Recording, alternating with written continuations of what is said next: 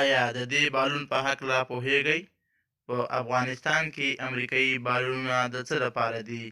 دا او د دې ته ورته پوښتنو جوابونه په دې ویډیو کې موندلای شئ. ویډیو تر پایه پورې وګورئ. د دې بالون اصلي نوم جینیز دی چې سپای بالون او همدارنګه جاسوسي بالون هم ورته ویل کېږي.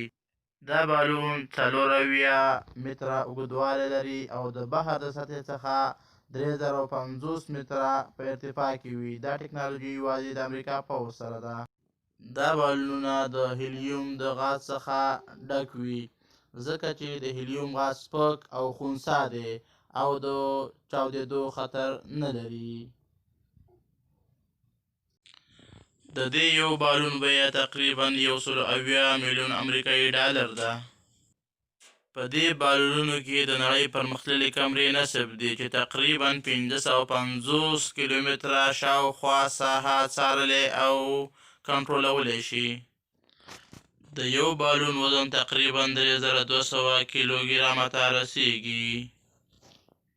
دا بالونونه د کروز د غوندیو بې پیلوټه الوتکو یا ډرون الوتکو او همدارنګه د سمندري بیړیو یا پوځي کښتیو د څار او پیژندلو دپاره استعمالیږي.